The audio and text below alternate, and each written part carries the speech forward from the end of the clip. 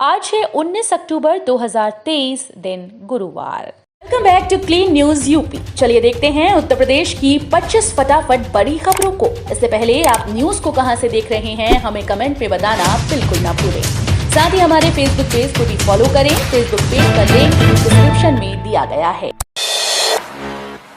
Asiad में gold जीतने वाले हर खिलाड़ी को देंगे 3 करोड़। बुलंदशहर में सीएम योगी का ऐलान। नारी शक्ति वंदन महिला सम्मेलन में बुलंदशहर पहुंचे मुख्यमंत्री योगी आदित्यनाथ ने खिलाड़ियों के लिए बड़ी घोषणा की। उन्होंने कहा कि एशियन गेम्स में गोल्ड जीतने वाले खिलाड़ियों को सरकार 3 करोड़ रुपए देगी। इसके साथ ही सिल्वर मेडल जीतने वालों को 1.5 करोड़ और ब्रॉन्ज लाने वालों को 75 लाख दिए जाएंगे। उन्होंने कहा कि महिला और बेटी की सुरक्षा हमारी प्राथमिकता है। बेटी पढ़ाओ बेटी बचाओ अभियान का परिणाम है कि पश्चिमी यूपी की पारुल चौधरी और अनु रानी देश के लिए मेडल लाती हैं। ग्रामीण क्षेत्र में होगी डिजिटल डॉक्टर क्लिनिक की शुरुआत। पहले चरण में इन शहरों में बनेंगे केंद्र। उत्तर प्रदेश के ग्रामीण और सुदूर क्षेत्रों में योगी सरकार एक नई पहल करने जा रही है। इस पहल के तहत प्रदेश के ग्रामीण इलाकों में डिजिटल डॉक्टर क्लिनिक की स्थापना की जाएगी। डिजिटल डॉक्टर क्लिनिक एक तरह से प्राइमरी हेल्थ सेंटर की तरह काम करेंगे, जहां न केवल ऑनलाइन वीडियो कॉन्फ्रेंसिंग के माध्यम से डॉक्टर्स का परामर्श मिलेगा, बल्कि हेल्थ केयर असिस्टेंट के साथ ही लेबोरेटरी की भी सुविधा मिलेगी। 22,000 सिपाहियों को हाईकोर्ट का तोहफा। इलाहाबाद एचसी ने मुलायम सरकार में भर्ती हुए 22,000 पुलिस कांस्टेबल्स को बड़ी राहत दी। कोर्ट ने कांस्टेबल्स को 2006 से सेवा में निरंतर मानते हुए सभी लाभ देने के आदेश दिए। दरअसल ये सिपाही 2005-06 बैच के हैं। मायावती सरकार में इनकी नियुक्ति को रद्द कर दिया गया था। हालांकि एससी के आदेश के बाद 2009 में ये बहाल हो गए थे, लेकिन वेतन वृद्धि और पदोन्नति समेत सभी सेवा लाभ इनको नहीं मिल पा रहा था। यूपी वालों को दशहरा दिवाली पर मिलेगा खास तोहफा। यूपी वासियों को दशहरा और दिवाली पर खास तोहफा मिलने वाला है। सीएम योगी ने आगामी दशहरा, धनतेरस और दीपावली पर पूरे प्रदेश में निर्बाध विद्युत आपूर्ति के निर्देश दिए। यूपी पावर कॉर्पोरेशन के अध्यक्ष डॉक्टर आशीष कुमार गोयल ने कहा कि अधिकारियों को निर्देश दिया गया कि वोल्टेज फ्लक्चुएशन और लो वोल्टेज की शिकायतों और अप्रत्याशित ब्रेकडाउन की समस्या को प्राथमिकता से हल किया जाए। यूपी सरकार लखनऊ में करेगी श्री अन्न महोत्सव का आयोजन। उत्तर प्रदेश सरकार मोटे अनाज के उपयोग को बढ़ावा देने के लिए 27 से 29 अक्टूबर तक इंदिरा गांधी प्रतिष्ठान लखनऊ में 3 दिवसीय श्री अन्न महोत्सव और एक राज्य स्तरीय मोटे अनाज की कार्यशाला आयोजित करेगी। इस अवसर पर मोटे अनाज के उत्पादन के लिए अच्छा काम करने वाले किसानों को सम्मानित किया जाएगा।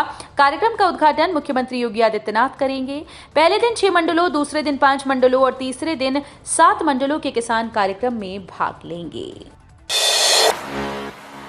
रजिस्ट्रेशन बिना लिफ्ट नहीं लगा सकेगा कोई। हादसा हुआ तो जुर्माना भी लगेगा। लिफ्ट के बंद होने, टूटकर गिरने और अन्य कारणों से इससे होने वाले हादसों को रोकने के लिए उत्तर प्रदेश सरकार कठोर कानून लागू करने की तैयारी में है। ऊर्जा विभाग ने UP lift and escalator act का मसौदा तैयार किया। इसमें प्रावधान किया गया कि बिना पंजीकरण के कोई भी राज्य में लिफ्ट नहीं लगा सकेगा।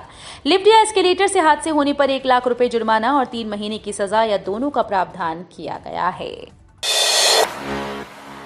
यूपी में जहां रह रहे दलित, वहीं पर मिलेगा जमीन का पट्टा। सीएम योगी का बड़ा ऐलान।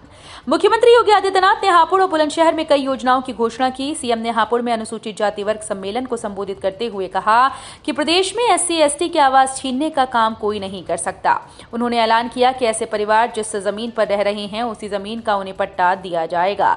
अगर उनका आवास आरक्षित जमीन पर है तो उन्हें दूसरी जगह पट्टा दिलाया जाएगा। इससे पहले बुलंदशहर में नारी शक्ति वंदन महिला सम्मेलन में सीएम योगी ने कहा कि प्रदेश में नारी सुरक्षा से रामराज की शुरुआत हो गई है। सुरक्षा में सेंधमारी करने वाले अपराधियों को पाताल से भी ढूंढ लाएंगी। यूपी में रिटायर होने पर जारी जांच से नहीं रुकेगी एनपीएस वाले कर्मियों की पेंशन। राष्ट्रीय पेंशन प्रणाली के दायरे में आने वाली राज्य सरकार के किसी कर्मचारी के खिलाफ यदि नौकरी में रहते हुए शुरू हुई विभागीय या न्यायिक जांच उसके रिटायर होने पर समाप्त नहीं होती तो सेवानिवृत्ति पर उसकी पेंशन खाते से किया जाने वाला भुगतान रोका नहीं जाएगा। सेवानिवृत्ति के बाद शुरू हुई न्यायिक जांच के मामलों में भी कर्मचारी को उसकी पेंशन कार्ड से मिलने वाली हित लाभ प्रभावित नहीं होंगे। अब अंधेरे में भी दूर से दिखेंगी नाव। अंधेरे में भी नाव दूर से दिखाई देंगी। गंगा में चलने वाली नाव में जल्द ही रेडियम पट्टी लगाई जाएगी। इससे सफर सुरक्षित रहेगा। इसी तरह से राजघाट से 80 की ओर जाने वाली नावें घाट किनारे से जाएंगी, जबकि वापसी गंगा उस पार रेती की तरफ से होगी। निर्धारित लेन में सुरक्षा मानकों का पालन करना होगा। नाव की गति भी धीमी रहेगी। प्रयागराज जंक्शन पर स्लीपिंग पॉड की सुविधा जल्द, कैप्सूल नुमा होगा मॉडल। प्रयागराज जंक्शन पर जल्द ही रेल विभाग आधुनिक सुविधाओं से युक्त स्लीपिंग पॉड की सुविधा शुरू करेगा। रेल यात्रियों की आवश्यकताओं को ध्यान में रखते हुए ये पॉड तैयार कराए जा रहे हैं। इसमें यात्री आराम से सोने के साथ ही अपने आवश्यक कार्यों को भी पूरा कर सकेंगे। पॉड को कैप्सूल नुमा मॉडल में तैयार किया गया है। ओपी राजभर का बड़ा दावा, कहा हम और अखिलेश दोनों मोदी को पीएम बनाना चाहते हैं। सुहेलदेव समाज पार्टी के राष्ट्रीय अध्यक्ष ओम प्रकाश राजभर ने एबीपी लाइव से बातचीत की। इस दौरान राजभर ने कई सवालों के जवाब दिए। राजभर ने कहा कि हम और अखिलेश दोनों ही मोदी को पीएम बनाना चाहते हैं। हम सच के बना रहे और अखिलेश हट के मोदी को पीएम बना रहे। इन सब के अलावा ओम प्रकाश राजभर ने इंडिया गठबंधन, अखिलेश यादव और घोसी में एनडीए की हार जैसे तमाम मुद्दों पर अपना पक्ष रखा। आजम खान मुसलमान है, इसलिए फर्जी जन प्रमाण पत्र मामले में हुई सजा पर बोले अखिलेश यादव। फर्जी जन प्रमाण पत्र मामले में रामपुर कोर्ट ने आजम खान, उनकी पत्नी तंजीम फातिमा और बेटे अब्दुल्ला आजम को 7 साल की सजा सुनाई। आजम खान के परिवार को हुई सजा पर सपा मुखिया अखिलेश यादव ने बड़ा बयान दिया। उन्होंने कहा कि आजम का धर्म दूसरा है, इसलिए उनके साथ अन्याय हो रहा है। उनके खिलाफ साजिश और षड्यंत्र किया गया। आजम खान मुसलमान है, इसलिए उन्हें इस तरह की सजा का सामना करना पड़ रहा है। गीडा में नायलज का खुलेगा प्रशिक्षण केंद्र, ट्रेंड होंगे कुशल श्रमिक। राष्ट्रीय इलेक्ट्रॉनिकी और सूचना प्रौद्योगिकी संस्थान और गीडा के बीच एक्सप्रेशन ऑफ इंटरेस्ट साझा हुआ। इसके अंतर्गत गीडा द्वारा निःशुल्क निर्मित भवन दिया जाएगा या नायलिट द्वारा गीडा की जरूरत के हिसाब से कुशल श्रम शक्ति तैयार करेगा। गीडा के सीईओ अनुज मलिक और नायलिट गोरखपुर के निदेशक डॉक्टर डीके मिश्र ने इस पर हस्ताक्षर किया। इसके अंतर्गत नायलिट का कौशल केंद्र गीडा में स्थापित किया जाएगा।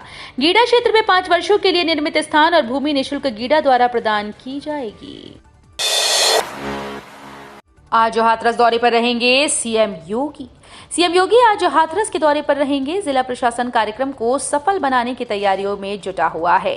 इसी कड़ी में डीएम और एसपी ने कार्यक्रम स्थल का निरीक्षण किया। सीएम योगी जिले में आयोजित नारी शक्ति वंदन कार्यक्रम में हिस्सा लेंगे।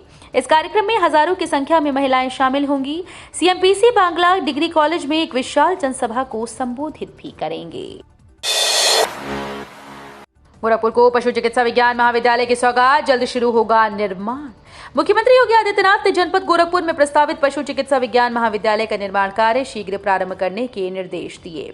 महाविद्यालय स्थापना के संबंध में विस्तृत परियोजना रिपोर्ट का अवलोकन करते हुए मुख्यमंत्री ने कहा कि गोरखपुर में स्थापित होने जा रहा ये महाविद्यालय पंडित दीनदयाल उपाध्याय पशु चिकित्सा विज्ञान विश्वविद्यालय और गो अनुसंधान संस्थान मथुरा से संबद्ध होगा, जो कि पूर्वी उत्तर प्रदेश, पश्चिमी बिहार और पड़ोसी राष्ट्र नेपाल के पशुपालकों के लिए सर्वथा उपयोगी होगा। सीएम योगी का निर्देश, बोले हर मरीज को समय पर इलाज कराएं, सतर्कता बढ़ाएं। मुख्यमंत्री योगी आदित्यनाथ ने बुधवार को अपने सरकारी आवास पर एक उच्च स्तरीय बैठक में आयुष्मान भारत योजना की क्रियान्वयन, निर्माणाधीन मेडिकल कॉलेजेस की स्थिति और डेंगू की रोकथाम के लिए किए जा रहे प्रयासों की समीक्षा की और आवश्यक दिशा निर्देश दिए। उन्होंने कहा कि हाल के दिनों में डेंगू के मामलों में वृद्धि देखी गई। विगत कुछ दिनों में मुरादाबाद, कानपुर नगर, लखनऊ और गौतम बुद्ध नगर में डेंगू का प्रकोप बढ़ा है। ये सुनिश्चित किया जाए कि कहीं भी हॉटस्पॉट की स्थिति न बनने पाए। श्री अन्न पर काम करने वाले किसानों का सम्मान करेगी सरकार। 27 अक्टूबर से शुरू होगा श्री अन्न महोत्सव।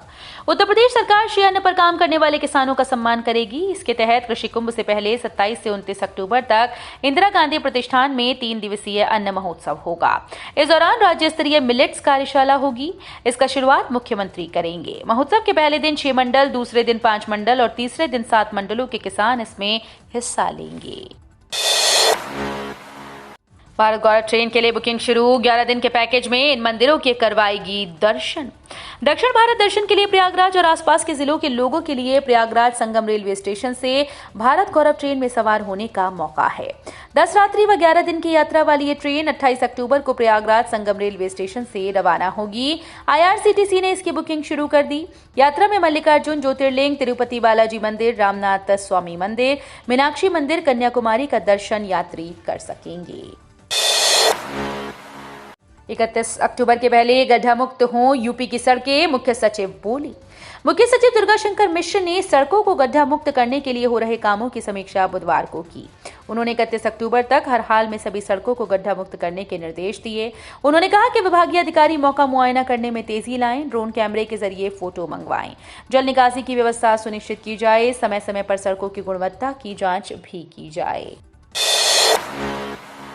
इंसाफ और फैसले में फर्क होता है, बोले आजम खान। फर्जी जन्म प्रमाण पत्र मामले में सजा मिलने पर आजम खान ने प्रतिक्रिया दी। उन्होंने कहा कि इंसाफ और फैसले में फर्क होता है, फैसला हुआ है। बता दें कि रामपुर की एमपी एमएलए कोर्ट ने आजम खान, उनके बेटे अब्दुल्ला आजम और पत्नी तंजीन फातिमा को 7 साल की सजा सुनाई। कोर्ट के आदेश पर तीनों लोगों को अब जेल भेजा जाएगा। महंगाई भत्ता, रबी फसल पर एमएसपी और रेलवे कर्मचारियों के लिए बोनस। केंद्रीय मंत्री अनुराग ठाकुर ने कहा कि केंद्र सरकार के कर्मचारियों का महंगाई भत्ता और पेंशनर्स के महंगाई राहत में 1 जुलाई 2023 से 4% की बढ़ोतरी करने का निर्णय लिया गया है। ये 42% से बढ़कर 46% हो गया। साथ ही रेलवे कर्मचारियों को बोनस देने पर भी मुहर लगी।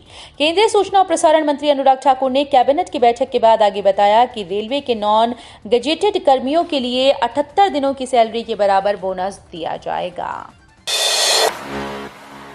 पाकिस्तान देगा गाजा को मानवीय सहायता। हमास इजराइल जंग के बीच पाकिस्तान ने गाजा की मदद करने का ऐलान किया। इजराइल ने गाजा पट्टी की बिजली और पानी सप्लाई बंद कर दी। साथ ही इजरायली सेना लगातार बमबारी कर रही है। ऐसे में पाक सरकार ने कहा कि गाजा की मानवीय त्रासदी को देखते हुए हमने गाजा को तुरंत मानवीय सहायता भेजने का फैसला लिया है। पश्चिमी विक्षोभ के कमजोर पड़ने के बाद अब पछुआ हवाएं दिखाएंगी जोर। उत्तर प्रदेश में पश्चिमी विक्षोभ के कमजोर पड़ने के बाद अब पछुआ हवाएं अपना जोर दिखाएंगी। इस वजह से आने वाले दिनों में ठंड के जोर पकड़ने के आसार हैं। हालांकि इसके लिए थोड़ा इंतजार करना होगा। फिलहाल सुबह और देर रात में ठंड की स्थिति देखने को मिलेगी। वहीं पश्चिमी विक्षोभ के कारण बारिश, ओलावृष्टि और आंधी के कारण जमीन में अभी भी नमी मौजूद है। इसकी वजह से धरती की नमी भाप बनकर उठेगी और सुबह और शाम के वक्त कोहरा अपना असर दिखाएगा। आर्टिफिशियल इंटेलिजेंस के जरिए होगी चेहरे की पहचान। एआई ने पकड़ा तो हो जाएगी एफआईआर। यूपीएसएससी की प्रारंभिक अर्हता परीक्षा 2023 परीक्षा प्रदेश के 35 जिलों के 1058 केंद्रों पर 28 और 29 अक्टूबर को 2 पालियों में आयोजित की गई है। इन परीक्षाओं में करीब 20,07,000 अभ्यर्थी शामिल होंगे। अभ्यर्थियों की इतनी बड़ी संख्या को देखते हुए शासन परीक्षा को लेकर काफी सतर्क है। परीक्षा में पारदर्शिता सुनिश्चित करने के लिए शासन इस बार आर्टिफिशियल इंटेलिजेंस की पूरी मदद लेने जा रहा है।